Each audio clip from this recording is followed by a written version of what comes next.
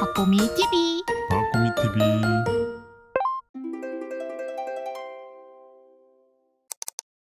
목표는 월 1,000. 뭔데요? 닉네임이. 아, 갑자기 다짐을 얘기한 줄 알았어요. 목표는 월천. 월천을 만드는 방법을 알려드려야 되나? 알아요? 사업해야죠. 사업해야죠. 투자로 우리 생각해볼까요? 투자로 월천 어떻게 가능하죠? 차익으로 만드는 거는 당연히 약속할 수 있는 건 없을 테니까. 자, 월천. 야, 역산해 보겠습니다. 월천이라는 것은 월배당 기준으로 봐야 되죠? 월배당 ETF의 연 수익률이 지금 제가 대략적으로 괜찮게 짜니까 한 7 나오더라고요, 지금. 자, 그러면 연 1.2억 원이에요. 자, 연 1.2억 원을 만들어내기 위해서 우린 지금 7%, 좀 더 보수적으로 할까요? 6%로 해보겠습니다. 거의 쉽게 만들어낼 수 있는 6%. 그럼 역산해 볼게요. 얼마의 6%가 1억 2천인가요? 20억? 20억입니다. 20억을 모으고 월배당에 파킹을 하면 1억 2천이 나와요. 그리고 지난번에 말씀드렸던 것처럼 정말 다른 소득이 아무것도 없다면 금융소득 종합과세가 되어도 일단 소득세가 많이 올라가지는 않을 거고, 그리고 건보료도 그렇게 많이 올라가지는 않을 거예요. 1억 2천인데 많이 안 올라가요? 배당금만 1억 2천인데? 그렇게 많이 안 올라가요. 진짜? 그래도 26.4% 구간은 넘어가지 않나? 그 이상 넘어가. 8,800이 35%일걸요? 근데 35%라고 쳐도 1억 2천에서 35%면 되게 많이 떼가는 거잖아요. 괜찮아요? 그러면 한 월 700 되는데? 그게 상대적일 수도 있겠다. 원래 연봉 1억 받는 사람이 월 수령액이 600 얼마인가 밖에 안 돼요. 그만큼 세금은 많이 내는 건데, 그렇게 내던 사람이면 납득이 가능하겠지만 맞네요. 네, 아무튼 쭉 역산해가지고 자, 20억을 벌면 그거를 파킹하면 이런 배당이 나오고, 그게 월천을 의미합니다. 지금 이게 가능하죠? 그러면 뭐 하면 돼요? 20억 벌면 돼요. 20억 버는 방법이 사람마다 다르겠죠. 네, 질문은 연금 개시 신청하고 남아있는 원금 계속 투자되는 증권사가 어딘가요? 그때 영상에서 되는 데도 있고 안 되는 데도 있고 그런 얘기를 해줬던 것 같아요. 근데 아까 물어봤던 게 연금 개시 신청하고 또 운용을 계속 할 수 있다면서요. 안 되는 데도 많아요. 놀랍죠? 당연히 돼야 될 것 같잖아요. 받는 기간이 10년인데, 최소 10년인데 안 되면 어떻게 돼요? 안 되면 10년 동안 현금으로 돼야 되잖아요. 그러니까 싹 매도를 하고 개시가 되나 봐요. 진짜로? 네.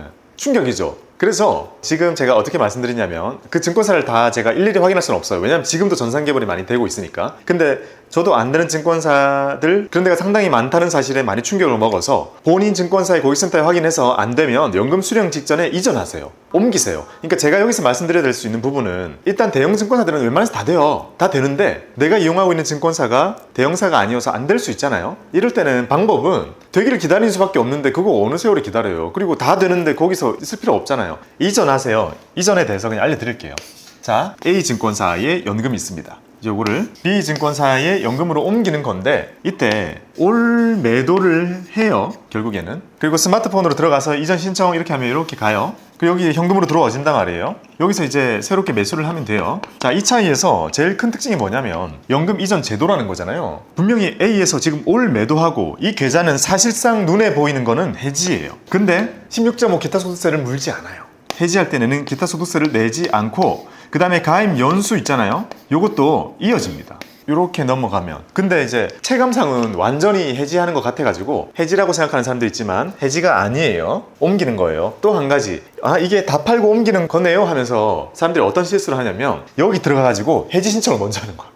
여기서 끌어오는 신청을 하는 거예요. A 증권사에 B 증권사가 있으면 내가 해야 되는 업무 처리 방법은요, B 증권사 앱에 들어가서 여기 스마트폰에서 이전 신청을 넣어줘야 되는 거예요. 그리고 이전 신청을 넣어줄 때 어떻게 적혀 있냐면, 금융사 이름 적어요. 금융사 뭐뭐 어디 이름 적으라고 하고, 그 다음에 계좌번호 적으라고 나오거든요. 이걸 적는 거예요. 끌어오는 거네요. 끌어오는 거예요. 끌어온 거 내가 신청 딱 넣잖아요. 봐봐요. 만약에 이렇게 신청을 넣었어요. B 증권사에 새로운 연금 계좌를 트고 이전 메뉴 들어가가지고 A 금융사에서 계좌번호 땡땡땡 돼 있는 거를 연금 가지고 오는 신청을 딱 넣는 순간 어떤 일이 일어나냐면, B에 있는 증권사에서 A 있는 증권사로 이제 연락을 해서, 그 고객님 연금 계좌 있죠? 그 이전 신청할 거예요? 라고 하면 여기서 현금화를 해줘요. 현금화도 좀 도와줘요. 미리 해놓으면 되겠지만 아무튼 여기서 현금화를 막 하거나, 또는 이게 연금저축보험일 경우에는 해지 환급금을 준비해 주는 거죠. 그런 다음에 고객한테 막 연락해요. B도 연락하고 A도 막 연락해요. 신청하신 거 맞죠? 네. 고객님 이런 금액이 넘어가게 되는데 맞죠? 네. 또는 문자로 와요. 요새는 전화도 안 받으니까 문자로 와요.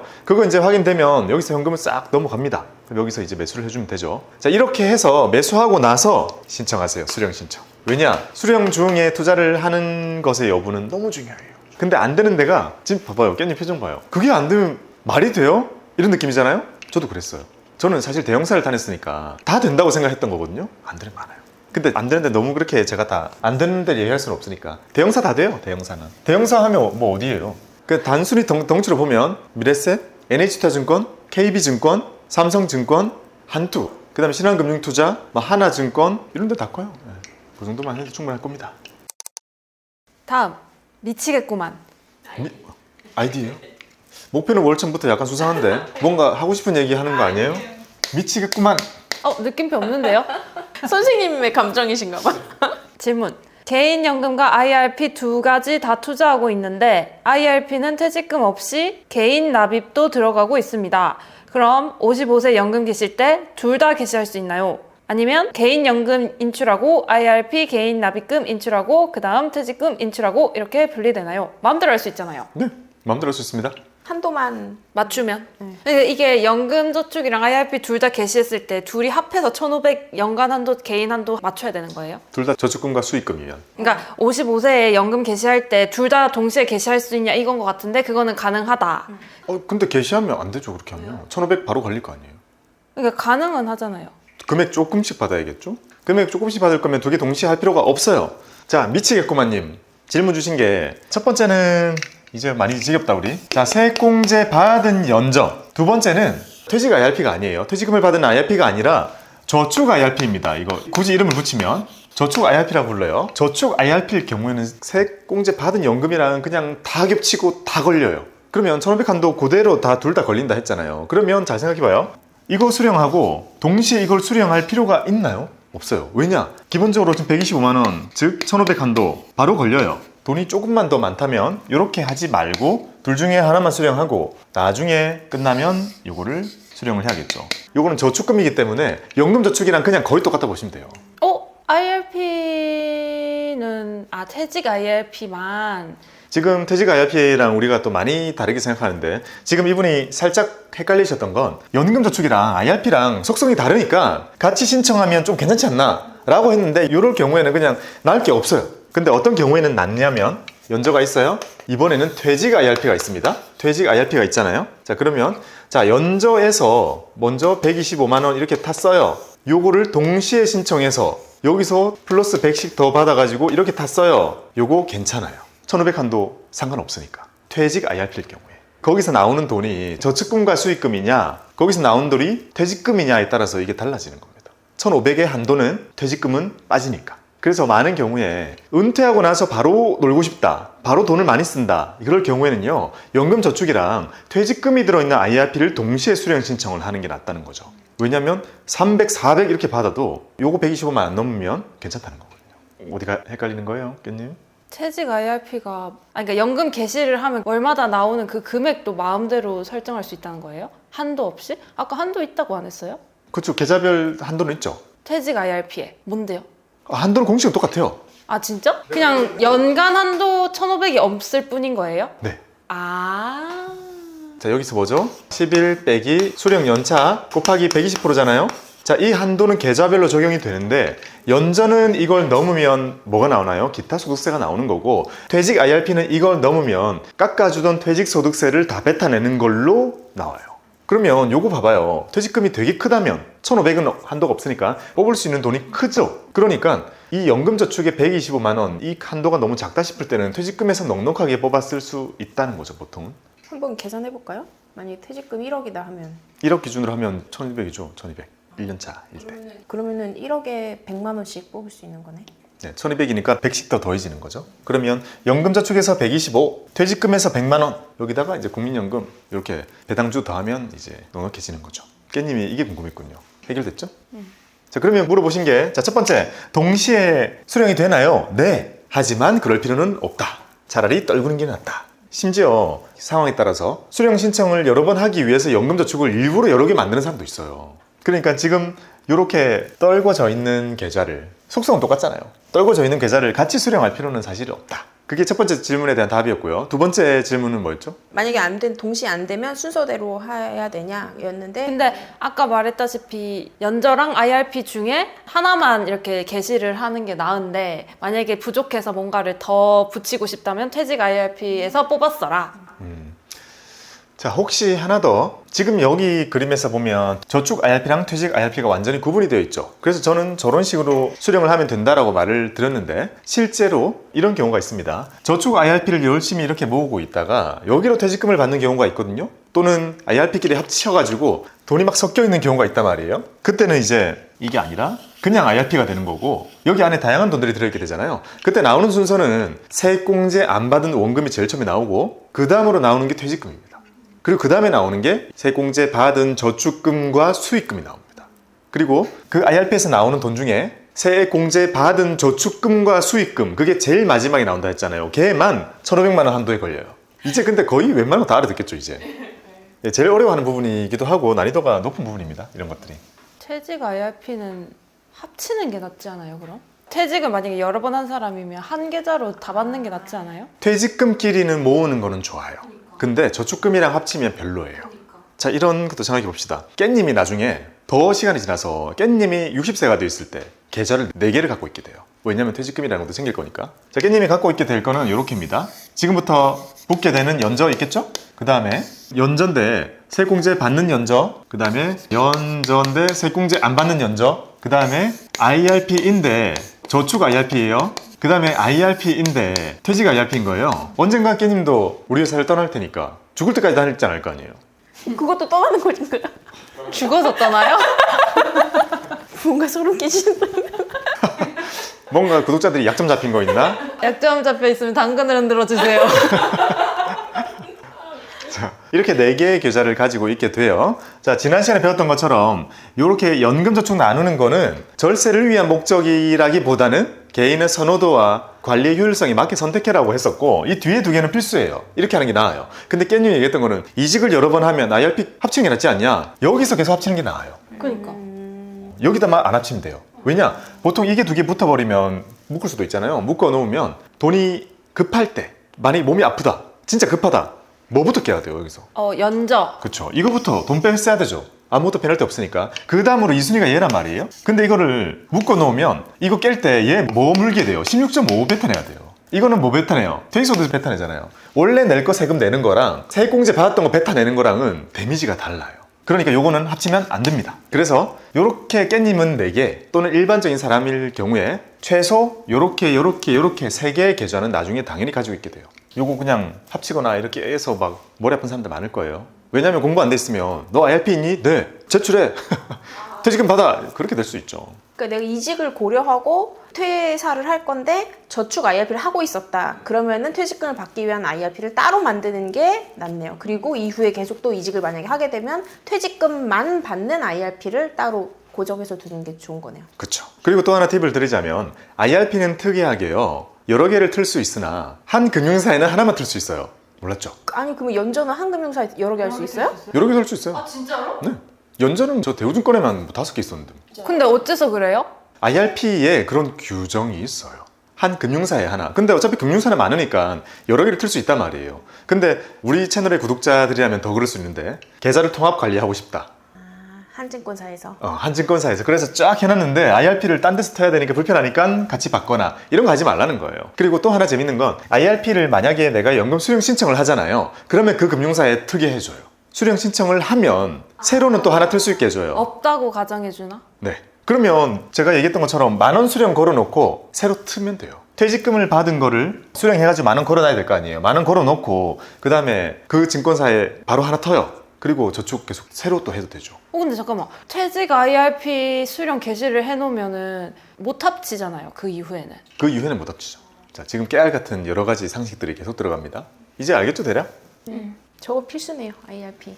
참 아무리 생각해도 최소 연금만 3개라니 놀랍지 않아요? 근데 저거 스케줄 보니까 진짜 노후 준비 완전 잘 될 것 같아요. 그 나중에 영상 올라오는 거 한번 봐봐요. 아니 근데 나는 보니까 그 의도하지 않았는데 이미 3개더라고. 그게 뭐예요? 왜냐면 이전 그 이벤트 한번 참여해가지고 연금 이전 어디서 어디로요? 원래 쓰던 증권사에서 파인으로. 제가 파인 광고해가지고 파인 근데 진짜 좋아요. 근데 잘 생각해봐요. 우리나라의 연금 저축의 잔고. 자, 지금 여기 보이는 게 세제 적격 연금이에요. 세제 적격이라는 거는 세액 공제를 받는 연금을 말하는 건데 연저 신탁, 연저 보험, 연저 펀드 이렇게 세 가지가 있습니다. 우리가 하는 거는 뭐죠? 연저 펀드. 여기에 모여 있는 돈이 다 합하면 160조 정도 돼요. 언제 기준인데요? 이게 좀 됐어요. 한 2022년 말. 그럼 지금 더 늘었을 수도 있어요? 아마 모든 게 다 더 늘었을 것 같긴 한데 통계치가 안 나오고 있어가지고 일단 이 정도 돼요. 자, 이 중에 연저 신탁 얼마 정도 될까요? 저 중에 10. 10? 여기는 한 16조 정도 됩니다. 많은 듯 작은 듯 한데 전체를 보면 좀 작은 것 같기도 하고 근데 본 적 없죠? 연저 신탁 본 적 있어요? 연저 신탁은 2017년도인가에 판매 중지됐습니다. 수익률이 너무 낮아가지고 그래서 그때 이후로 안 되기 때문에 여기는 남아있는 사람들이에요. 혹시 보면 데리고 와주세요. 네. 여기는 114조입니다. 연저 펀드에는 23조가 들어있습니다. 자, 일단 더하면 수치가 안 맞는데 다른 것도 더 있으니까 뺐어요. 자, 이렇게만 보고 그러면 세제 적격연금이 계속 커질 거라는 건 우리가 당연히 생각을 하고 있잖아요. 그렇죠? 왜냐면 지금 세액공제 1년에 900으로 올라간 것도 우리가 점점 많이 하고 원하기 때문에 늘어나고 있는 거잖아요. 그리고 요즘에는요, 예전과 달리 진짜 900 꽉꽉 채우는 사람 진짜 많아요. 놀라워요. 옛날에는 진짜 안 그랬어요. 그래서 점점 많은 사람들이 그 돈을 부을 거란 말이에요. 본인의 노후와 그리고 세액공제를 위해서. 이 커질 거 아니에요. 그러면 여기서 경쟁이 필수적으로 일어날 수밖에 없죠. 근데 잘 생각해봐요. 연저보험 114조 너무 크죠? 이거 옛날에 다 한 거예요. 옛날에.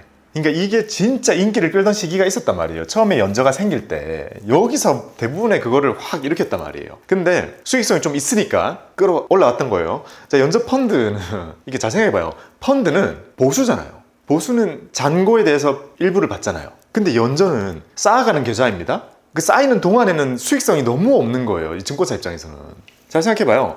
연금 누가 1억을 모으겠다. 1억을 넣어야지 돈이 되지. 1억을 10년 동안 모을 때는 좀 약간 현타올 만큼 비용이 낮아요. 수당이 낮단 말이에요. 막 이렇게 나와요. 우와, 그 고객이 이번에 나한테 준 수익이 막 120원, 1,500원 이런 거 허다해요. 너무 작단 말이에요. 그러다 보니 증권사들이 여기에 엄청 소극적이었다. 그러니까 이거 제도가 만들어져 있는데 그렇게 열심히 안 했다. 왜냐? 주식 100만 원 사고 파는 게 훨씬 수익이 크지. 이거 한 세월 모아봤자 아무 이게 없는 거예요, 별로. 그랬던 시기가 한참 있었고, 근데 그 당시에 보험은 사실 미래에 있는 걸 약속을 당겨올 수 있으니까 폭발적으로 성장을 했던 거예요. 그래서 이 장구가 만들어졌습니다. 근데 시간이 지나 세상이 바뀌어버렸어요. 일단 저금리 시기를 겪으면서 신탁은 아웃됐고, 그 다음에 여기에는 일단 진입이 그렇게 많지는 않아요. 진입보다는 여기가 이제 빛을 발하기 시작하고 있죠.